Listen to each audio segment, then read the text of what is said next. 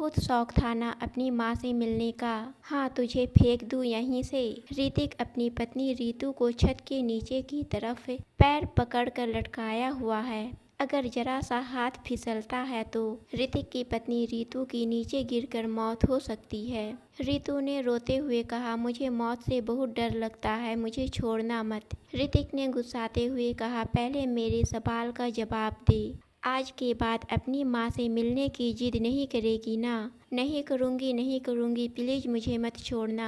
ऋतिक ने कहा, तुझसे शादी करके मेरी हर जगह बेइज्जती होती है। फूफा जबरदस्ती तुमसे शादी करके अपने तो चले गए और मज़े की ज़िंदगी काट रहे हैं। इतना कहकर ऋतिक रीतू को छोड़ देता है और वह इतनी ऊंचाई से नीचे गिर जाती है। लेकिन इसके अगले ही पल रीतू की आंखें खुल जाती है और वह ज़ोर ज़ोर से चीखने चिल्लाने लगती है, क्योंकि वह यह सपना देख रही थी। माँ, मुझे बचा लो, आखिरी बार तुम मुझसे मिल लो, बातें तो कर लो। रीतू के ज़ोर ज़ोर से चीखने की आवाज़ से ऋतिक की आंखें खुल जाती है और वह बार बार रीतू को शांत रहने के लिए कहता है, रीतू, तुम्हारी वजह से मेरा दिन का सुकून खो गया है। अरे कम से कम रात की नींद तो मत उजाड़, चुपचाप सो जाओ, क्या हो गया है तुम्हें? ऋतिक ने झिंझोड़ते हुए रीतू को चुप किया। मोतीपुर शहर में सुनीता का परिवार रहता था। सुनीता अपने बेटे ऋतिक की शादी जल्द से जल्द करना चाहती थी। ऋतु का रिश्ता ऋतिक से आया। सुनीता को ऋतु बहुत ही पसंद आई। जब उसने अपने बेटे को तस्वीर दिखाई, ऋतिक ने भी हाँ कर दिया। 16 साल की मासूम सी दिखने वाली ऋतु को हर कोई पसंद कर लेता। दोनों घरों की रजामंदी से शादी की तारीख पक्की हो गई। अब वो भी दिन आ गया जब दोनों का विवाह संपन्न हुआ। अब ऋतु दुल्हन बनकर सुनीता के घर आ गई थी। ऋतु की उम्र अभी सिर्फ 16 साल थी और वह अपनी माँ से बहुत ही प्यार करती थी।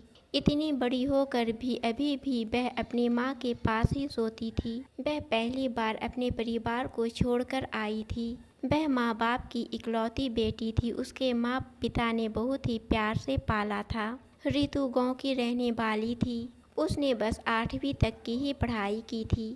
सुनीता जी ने शादी से पहले ही कह दिया था कि मुझे पढ़ाई लिखाई से कोई मतलब नहीं है, मुझे तो बस अच्छी बहू चाहिए जो घर संभाल सके। और वैसे भी पढ़ी लिखी बहुएं के आजकल बहुत ही नखरे होते हैं। ऋतु बहुत डरी हुई थी और सुहाग रात के लिए उत्साहित भी थी। सुहाग रात हो गई और अगले दिन से ही सास सुनीता सारे काम ऋतु से करवाने लगी। अब हर छोटी छोटी गलती पर उसे डांटने लगी। एक दिन दूध उबालते समय गैस पर दूध गिर गया। सुनीता ने देख लिया और उसे डांटने लगी। ऋतु ने धीरे से कहा, सासू माँ, हमें काम करने की आदत नहीं है, लेकिन मैं धीरे धीरे सीख जाऊंगी। ऋतु ने इतना ही बोला था कि अचानक सुनीता अपनी बहू ऋतु को चटाक से एक थप्पड़ मार देती है। मुझसे जुबान लड़ाने की हिम्मत मत करना। तुम जैसी नई नई लड़कियों को बहुत अच्छी तरह से जानती हूँ। दिन भर वो मोबाइल में लगी रहती है। जब माँ बाप परेशान हो जाते हैं तो उनकी शादी कोई अच्छा सा लड़का देख कर देते हैं। ऋतु ने रोते हुए कहा, नहीं मम्मी जी, मेरे पास तो अभी तक मोबाइल भी नहीं है। इतने में वहाँ पर ऋतिक आ जाता है। ऋतु को रोता देख पूछता हुआ, क्या हुआ ऋतु, तुम रो क्यों रही हो? ऋतिक, मम्मी जी ने मुझे थप्पड़ मारा। आज तक मेरी माँ ने मुझे डांटा भी नहीं है और मम्मी जी ने मुझे थप्पड़ मार दिया। सुनीता जी ने चिल्लाते हुए कहा, मेरे बेटे से मेरे ही सामने तू शिकायत कर रही है? अब तू बच्ची नहीं रही, तेरी शादी हो चुकी है। बच्ची बनने का नाया मेरे सामने नाटक मत कर। ऋतिक अपनी माँ से कुछ नहीं कहता और कमरे में चला जाता है। थोड़ी देर बाद जब ऋतु कमरे में आती है तो ऋतिक कहता है, माँ बिल्कुल सही कह रही है ऋतु, अब तुम अपने गांव में नहीं हो, अपने ससुराल में हो। तुम्हें अपने ससुराल के नियम का पालन करना ही पड़ेगा। अब जल्दी से जाओ, तैयार हो जाओ। मेरे कुछ दोस्त आ रहे हैं, तुमसे मिलना चाहते हैं। और अब यह रोना धोना बंद करो, अपनी अच्छा सा शकल बनाओ। इतना कहकर ऋतिक बाहर चला जाता है। ऋतु अपने आंसुओं को पोंछते हुए बाथरूम में चली जाती है और नहाकर तैयार हो जाती है।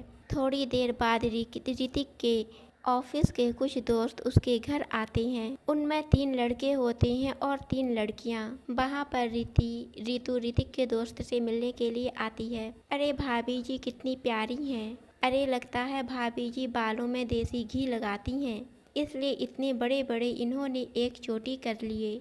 इतना कहकर ऋतिक के सारे दोस्त जोर जोर से ठहाके लगाकर हंसने लगते हैं। ऋतिक कहता है, ऋतु जाओ किचन से चाय नाश्ता लेकर आओ। अरे इन्होंने इतनी तारीफ जो की है तुम्हारी। ऋतु बहुत ही सीधी साधी और मासूम थी। ऋतु किचन में जाकर चाय नाश्ता बनाने लगती है। चाय नाश्ता बन जाने के बाद जैसे ही ऋतु लेकर आने लगती है, उसकी सास नाश्ते का ट्रे हाथ में पकड़ लेती है और कहती है, तू अपने कमरे में जा, मैं लेकर जाती हूँ। सासू माँ, मेरे होते हुए भला आप चाय नाश्ता लेकर क्यों जाएंगी? मैं देकर आती हूँ, आप आराम कीजिए। सुनीता ने कहा, ज़्यादा सगी सावित्री बनने का नाटक मत कर।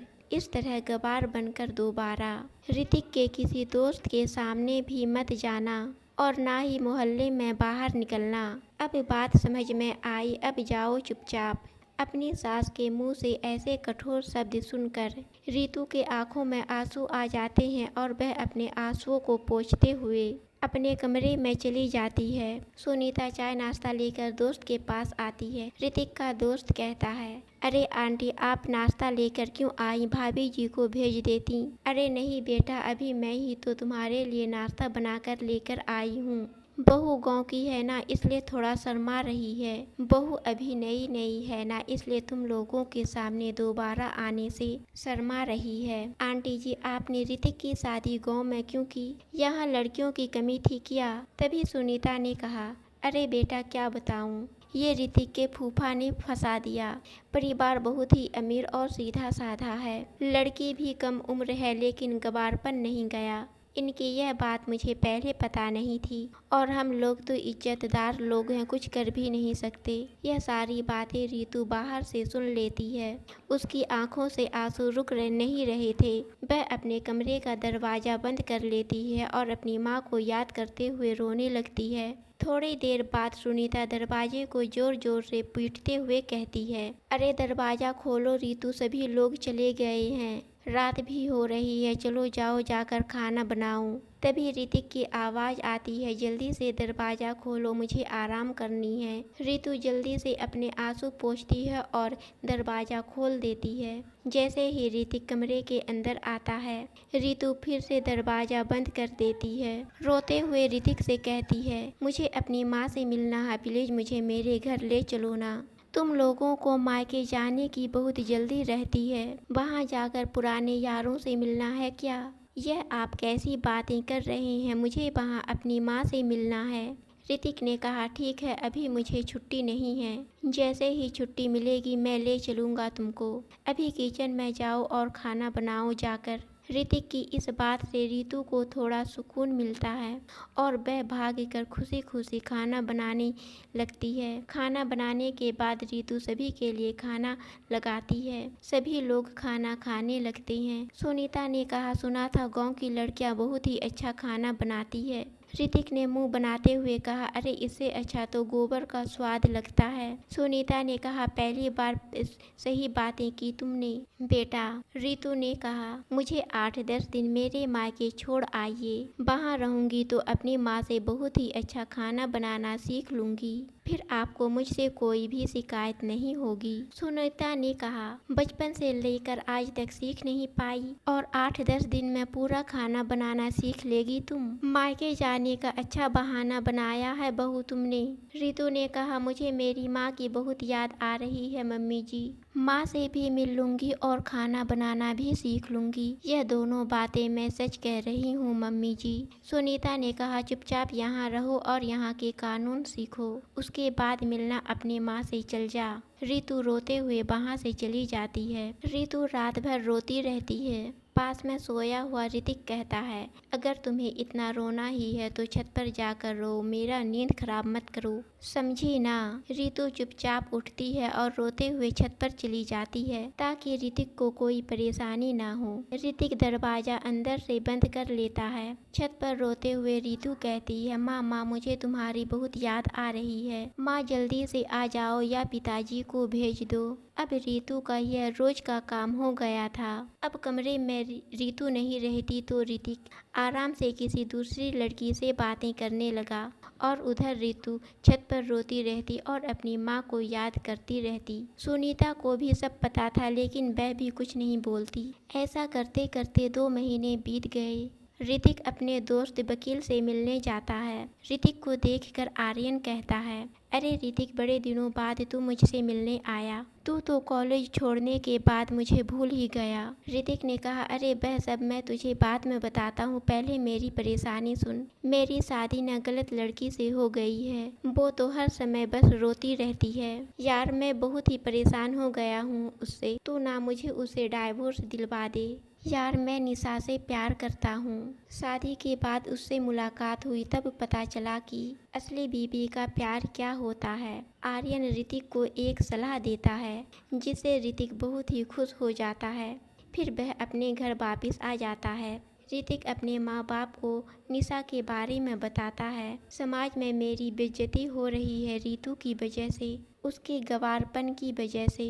रितु अपने कमरे में रहती है तभी ऋतिक आता है। रितु का प्यार से हाथ पकड़कर कहता है, आज के बाद तुम छत पर जाकर नहीं रोओगी। रितु ने कहा, क्यों? कल आप मुझे मेरी माँ से मिलवाने वाली हैं। ऋतिक ने कहा, हाँ कुछ ऐसा ही समझ लो, किसी न किसी से तो मिलवाने वाला ही हूँ जिससे तुम्हारे आंसू हमेशा के लिए बंद हो जाएंगे। ऋतिक की बातें सुनकर रितु बहुत ही खुश हो जाती है। अच्छा, आप मुझे मेरी माँ से फ़ोन पर बात करवा दीजिए कि कल मैं आ रही हूँ। जब से मेरी शादी हुई मैं अपनी माँ से फ़ोन पर भी बात नहीं की।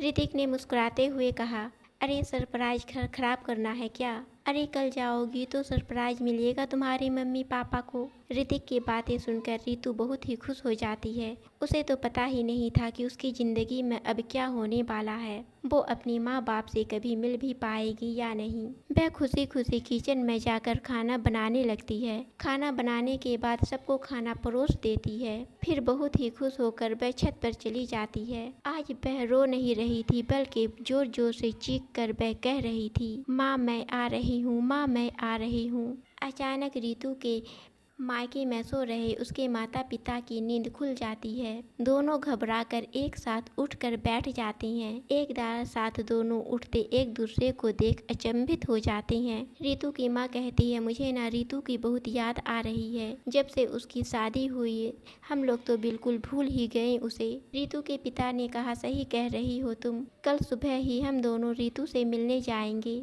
रितु की माँ ने कहा, देखिए ना मेरा जी बहुत घबरा रहा है। दोनों को बहुत ही अजीब महसूस हो रहा था लेकिन रात का समय था, कर भी क्या सकते थे।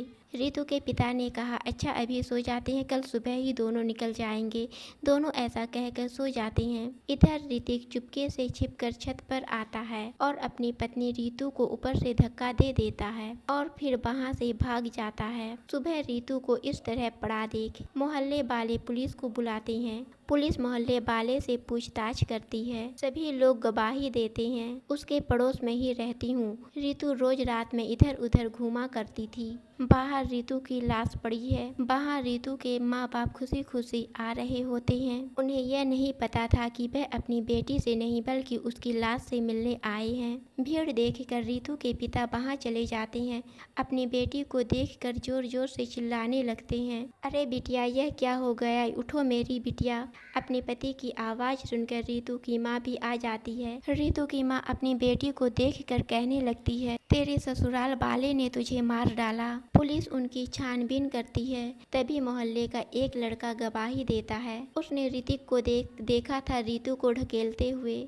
फिर माँ और बेटे को सजा मिल जाती है। एक जान तो खत्म हो गई लेकिन रितु जैसी बहुत सारी बेटियां हैं जिनके साथ हर रोज ऐसा ही कुछ होता है, इसलिए आवाज़ उठाना जरूरी है। दोस्तों आपको कहानी पसंद आई तो चैनल को सब्सक्राइब और वीडियो को लाइक जरूर करें।